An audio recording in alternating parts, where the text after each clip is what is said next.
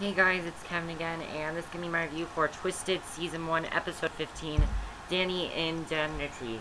And this episode for me was actually kind of boring. It wasn't necessarily that it was a bad episode, I'm kind of getting tired of the whole Danny feeling sorry for himself. He really is. I mean, even with him, with Lacey, who, they are officially together now. They are officially together. Even with Lacey, she's even telling him not, you need to stop feeling so sorry for yourself. And I thought by last week's episode he would kind of get over that whole thing, but no, he's still on it, and it's honestly getting very annoying.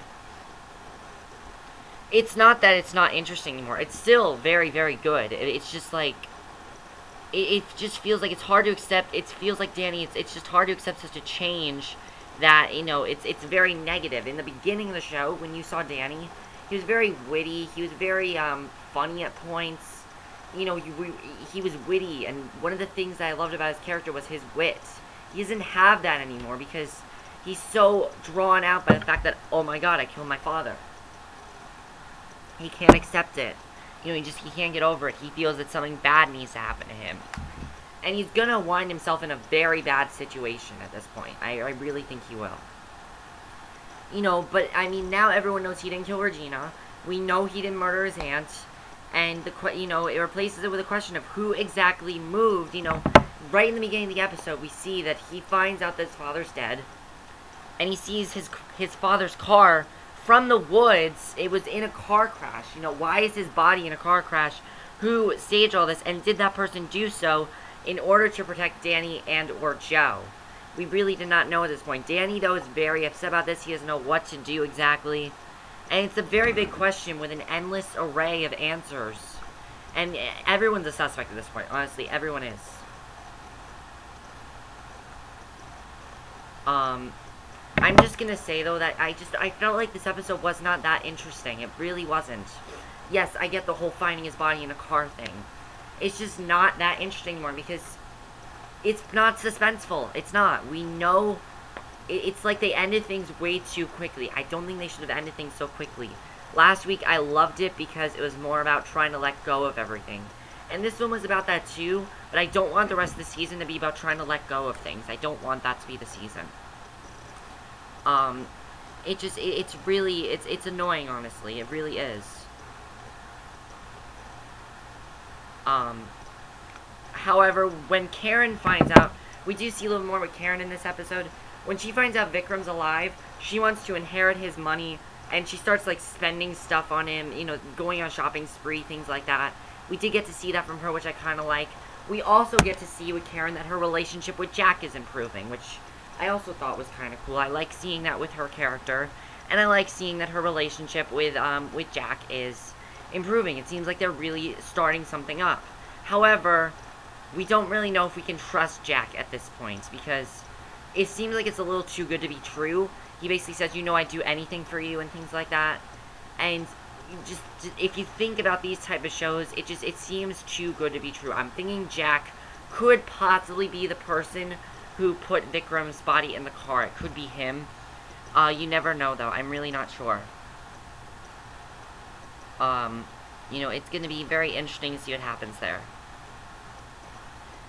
And, now, the biggest thing in this episode, though, was that Rico's new girlfriend, I don't remember her name, but Andie, she was having this whole auction thing, this whole banquet thing, and everyone goes to it, and everyone's really excited to go to it. So, you see Lacey and Danny and Rico and Rico and Andie on a double date, basically. And by the way, Danny and Lacey are officially together in this episode, which I like. They're on a double date, and you definitely see that Rico and Andie are getting a lot closer. You do see that, and I really do like that in this episode, that they are getting closer. And they even kiss at the end of this episode. So, Rico is definitely over Joe at this point. Definitely. He's completely over Joe. And, that's another problem with me. I like seeing his little crush on Joe. I like seeing it. But I think, again, they ended things too soon with this show. And I think that's the reason why it's getting boring. And it's not necessarily the writing. It is the writing. It's that they ended things way too soon. But the thing is, you still like the characters. That it's still an it's still an entertaining show. You know, we bond with compelling relationships and things like that. It doesn't erase what a strange and potentially silly decision, though, that the writers chose to make it in between the first and second halves. It's silly in my opinion. It really is. Eventually, though, Danny does tell Karen the truth that he killed Vikram. Why? Why? Why did you have to do this? It's stupid. I find it ridiculous that he told Karen that he killed Vikram, especially after the fact that, even though he told her this, especially after the fact that everything was good for him, now it's gonna get worse. We know that Karen's loyal to Danny, but someone's gonna find out.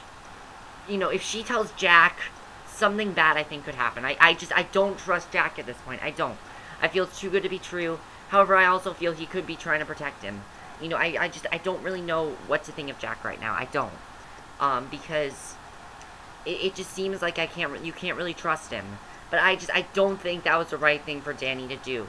Yes, I understand Danny has the grief and everything, but he didn't have to tell his mother that, you know, he killed Vikram. And Danny is still, you know, he was refusing to give up his secret, but how do we read his decision to go to the diner and confide in Joe? You know, he tells Joe, not Lacey. And it was definitely very interesting that whole thing happened. Danny and Joe, though, I like them a lot more as friends. You know, much like Joe's slight jealousy when she faced with Rico and Andie. Another side of Danny might emerge when he has to deal with her friends' growing closeness to Charlie. We do see that Joe and Charlie are getting closer, and Charlie might be the one to break Joe. I said this last week. He might be the one to break Joe and get her out of her misery. And we see Joe in a much better mood in this episode. She's much more happy. She's not as, you know, upset at this point. She seems much more happy, and I like seeing that from Joe. I like that she's kind of moving on with things as well. I do like that. So that was pretty much Danny's plot. Honestly, though, for me, it seemed like the same thing. It seemed like this could have been done in 15 minutes, and the end of the episode was fine. But, like, I felt like the whole thing with Danny just not being able to forgive himself, it's getting very old, and they need to end that right now, because it's getting very old, in my opinion. So then we had the whole thing with Tess. Now, Tess, at this point, I don't know if we can trust her either. You know, we knew that Tess knew Vikram, you know, we knew that Tess was working with Vikram. We didn't know how. Kyle is, at this point, very upset with her. He doesn't know what to believe. As we know, he found out that that Vikram was dead, but he doesn't really know what to think with Tess. Now, Tess does eventually tell Karen that, you know, Vikram was murdered. And, again, Karen's very upset about this. Tess is a very stupid person for doing this, I think. I think it's really stupid of her to do that. I don't know why she decided to tell Karen, especially because she knew the way that she would react. And Karen's just so furious. She throws a casserole right at Tess. And Tess is in an auction, basically auctioning Vikram's stuff. And, what ends up happening, though, eventually she confesses to Kyle. Now, because Kyle wants to know, what is her connection with Vikram? What does she know of Vikram?